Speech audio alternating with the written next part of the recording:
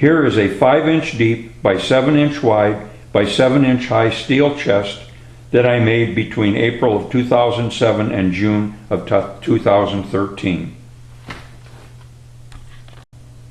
It weighs exactly 10 pounds.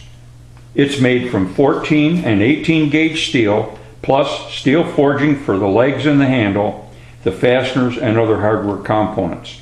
There are over 170 rivets holding it all together. This chest was made using only basic period-correct hand tools for roughly the 16th century. We had to make many fixtures to facilitate the chest's construction. I learned many new metalworking techniques that I often use to this day.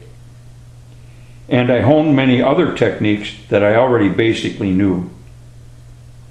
By the way, we built the lid first and then made the rest of the chest to fit it. It took me about 400 hours of shop and planning time between April 2007 and June 2013 to complete it.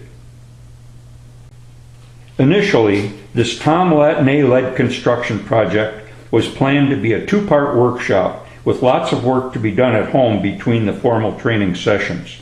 Later, it was extended to a 3rd part for those who wanted to add an internal period-correct locking mechanism, and finally, a 4th workshop provided a refresher for those who had fallen behind. There were 2 complete sets of classes for 7 students held. Out of the 13 students, one guy took both sets of classes.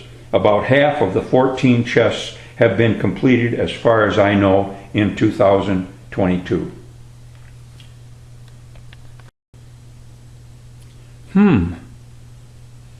How do you get into this thing? The front and back and the ends all look the same. I don't even see a keyhole. I wonder, how do you get into this thing? Well, let's take a closer look. The case of the chest is made from 14 gauge mild steel, and the sheet metal decorations like this are made from 18 gauge steel. The legs were roughly forged in an open die from 1/2-inch square bar and then forged and filed to their final shape. More 18 gauge decorations, but the column with the cross on top was forged from a 1/4 by 3/4 inch bar. You know, I hadn't noticed before, I'd forgotten that the front and back decorations were different. Okay, there is a little difference. This is the front of the chest, and this is the back. The back of the chest is intentionally designed to look pretty much like the front as part of the defense mechanism against break-in, so it is hard to tell which side actually opens. The decorative designs on the lid blend with the designs on the rest of the chest, and of course the forged and filed carrying handle tops it all off. Now let's open the chest. Here's the key, but where is the keyhole? You need to know that you need to rotate certain rosettes exactly 90 degrees to release the hinge link, which is here, to even locate the keyhole. So let's do that. And here comes the link, and guess what? There's a keyhole. Of course, the correct key is needed to move the bolt that releases the other lid link and allows the lid to be lifted.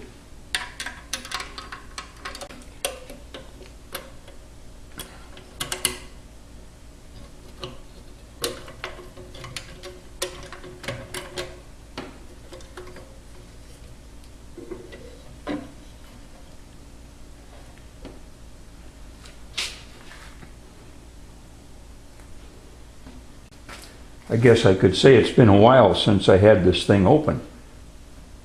The lock mechanism inside the chest contains metal blocks or wards that prevent any other key from turning the bolt. These components also make picking the lock very difficult, if not impossible. Well, other than seeing the back side of the locking mechanism, the chest is empty.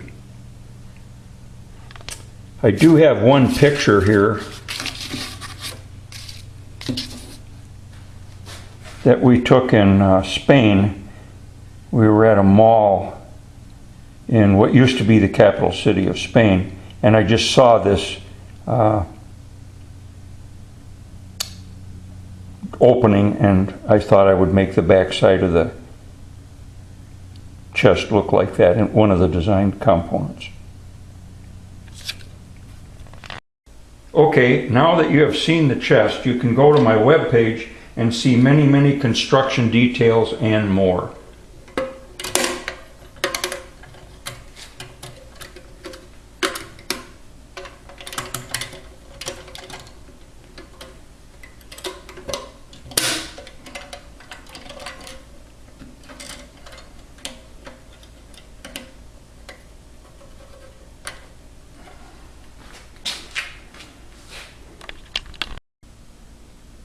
Thanks for watching.